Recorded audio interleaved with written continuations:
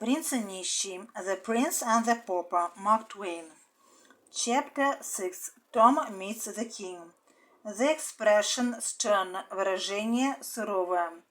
Henry VIII, King of England, король Англии Генрих VIII, Генрих VII, 1491-1547, отец Эдуарда VI, прославился своей жестокостью.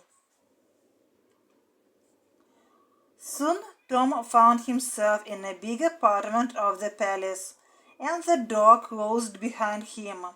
Around him stood those who had come with him. Before him there was a sofa. A large and very fat man lay on it.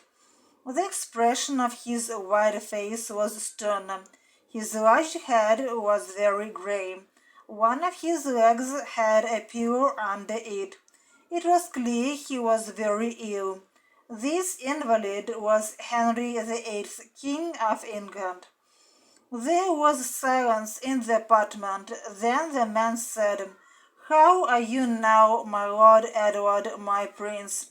How are you, my dear son?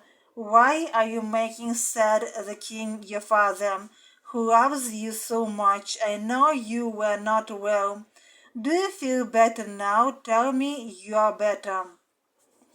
When Tom heard the words, "the king your father," he fell upon his knees and covered his face with his hands.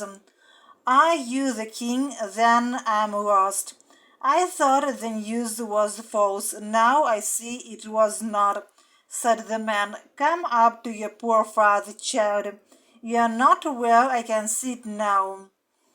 The servants helped Tom to get up to his feet, and he came up to the king. The king took the frightened face of Tom between his hands and looked into his eyes. Then he said, "Do you know your father, child? Do not break my old heart. You know me, don't you?" "Yes, I know you, your majesty. You are the king of England," said Tom. "True, true, that is well, my dear son," said the king. "Be at peace. Don't be afraid of me. Don't be afraid of anybody. Everybody loves you. You are better now. You are not ill any longer, are you?" "Oh, my lord, please believe me. I'm not a prince. I'm really a pauper. I was born a pauper, and I'm here only by mistake. But I'm too young to die for that. Don't let me die, please. Save me, sir." "Die? Why are you speaking of death, child? Be at peace. You shall not die." Again Tom fell down upon his knees before the king.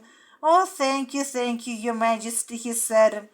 Then Tom stood up and turned to the lords his happy face.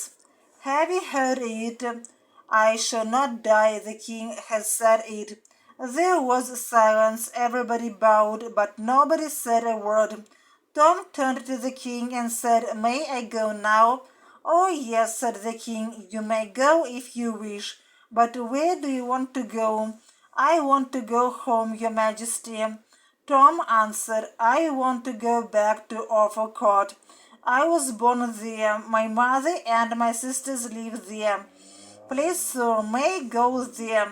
Again there was silence for a moment. The king's face was sad. Then he said with some hope in his voice, "Perhaps he is mad upon this matter only. Let's make trial. Then we shall see." The king asked Tom a question in Latin, and Tom answered him in the same language. The king was very much pleased and continued to examine Tom. He asked him a question in French. Tom stood silent for a moment, then said, "I'm sorry, sir, but I don't understand this language."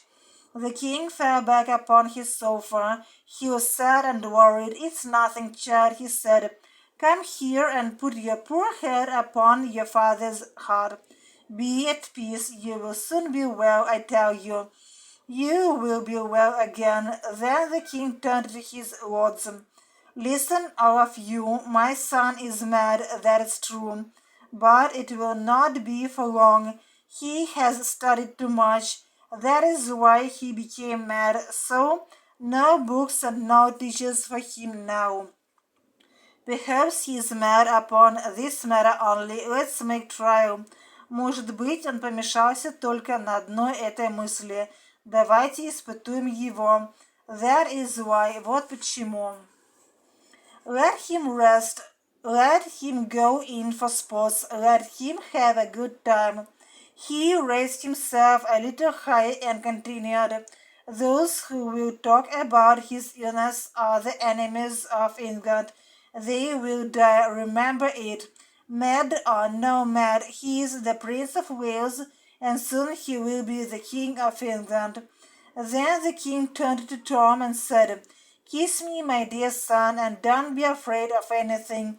I'm your loving father, and I want you to be happy. The old man was tired. Dear son, he said, go with your uncle, Lord Hertford, to your apartment. Let him come back to me later. I want to talk to him. Now I want to rest a little.